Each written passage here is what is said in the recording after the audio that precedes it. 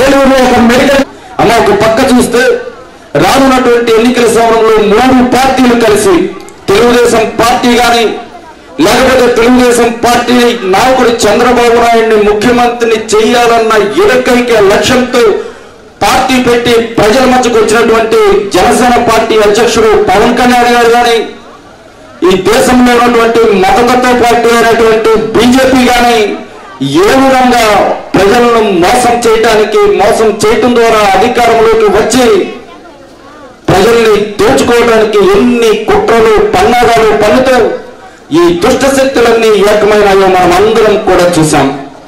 ఇటువంటి తరుణంలో వారు చెప్పినటువంటి మేనిఫెస్టోలో కూడా ఎన్నికల వాగ్దానాల్లో కూడా ఎన్ని అసత్యాలు ఉన్నాయి, ఆ ఎన్నికల వాగ్దానాల్లో కూడా ఎన్ని అమలు కాని హామీలు ఉన్నాయి, అమలు చేయలేని హామీలు ఉన్నాయి, మనం అందరం కూడా చూసాం.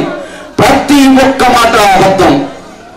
ప్రజల్ని మోసం చేసి ఓట్లు దండుకునే కార్యక్రమాన్ని గతంలో చంద్రబాబు నాయుడు ఏ విధంగా ఆయన ఆ కార్యక్రమాన్ని చంద్రబాబు నాయుడు అదేవిధంగా పవన్ కళ్యాణ్ గారు బీజేపీ పార్టీ కొమ్ము కాస్తూ మీ అందరూ పోరాటం చేస్తూ ఉన్నారు.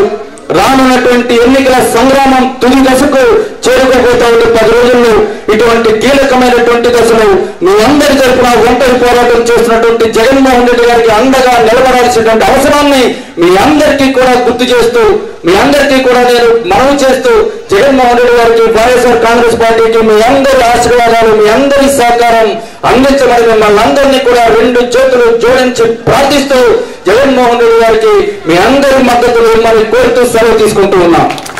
మీ అందరూ కూడా 2019లో మన ప్రియతమ ముఖ్యమంత్రి శ్రీ వైఎస్ జగన్మోహన్ రెడ్డి గారిని మీరందరూ కూడా ఆశీర్వదించి గెలిపించిన తర్వాత మరి ఎన్నో సంక్షేమ కార్యక్రమాలు, అభివృద్ధి కార్యక్రమాలు చేస్తూ మరి ఏదైతే మీ అందరూ కూడా నమ్మకం ఉంచి మరి ఆయన్ని గెలిపించారో మరి ఇచ్చినటువంటి ప్రతి హామీని కూడా మరి దాదాపుగా 99% అమలు చేసి ప్రతి పేద కుటుంబానికి కూడా అండగా ఉన్నటువంటి విషయాన్ని మీ అందరికి కూడా మరొకసారి గుర్తు చేస్తూ ఉన్నాను. ఎందుకంటే ప్రతి పిల్లలందరూ కూడా ఈ రోజు చక్కగా చదువుకుంటూ కార్పొరేట్ స్కూల్స్ కి ధీటుగా మరి స్కూల్స్ ని తయారు చేసి మీరందరూ పిల్లలందరూ కూడా చక్కగా చదువుకునే విధంగా తయారు చేయడం కానివ్వండి, మరి అదే విధంగా డోక్రా అక్క చెల్లెమ్మలకి అండగా నిలుస్తూ మరి ఏదైతే మాట ఇచ్చారో 4 విడతలుగా రుణమాఫీ చేస్తానని మరి ఇచ్చిన మాట ప్రకారం మరి రుణమాఫీ చేయడం కానివ్వండి, మరి ఆసరా చేయూత అమ్మఒడి ఇలా ఎన్నో గొప్ప కార్యక్రమాలు చేసి మరి ప్రతి ఇంటికి కూడా సంక్షేమాన్ని అందించినటువంటి ఘనత మన గౌరవ ముఖ్యమంత్రి శ్రీ వైఎస్ జగన్మోహన్ రెడ్డి గారిది. అభిమాన నాయకుడు మన ఆళ్ల నాని గారు మరి 3 సార్లు ఎమ్మెల్యేగా మరి వైద్య ఆరోగ్య శాఖ మంత్రిగా డిప్యూటీ సీఎంగా మరి ఏలూరు నగర ప్రజలందరి ఆశీస్సులతో మరి ఎన్నో కార్యక్రమాలు మరి మీ అందరికీ సేవలు అందించినటువంటి మరి ఘనత మన ఆళ్ల నాని గారికి దక్కుతుంది. మరి అదేవిధంగా మీ అందరూ కూడా మళ్ళీ మన 4వసారి ఎమ్మెల్యేగా గెలిపించుకొని మరి చరిత్ర తిరగరాసే విధంగా మీ అందరూ కూడా ఆశీర్వదించాలని నేను మనస్ఫూర్తిగా కోరుకుంటూ సెలవు తీసుకున్నాను.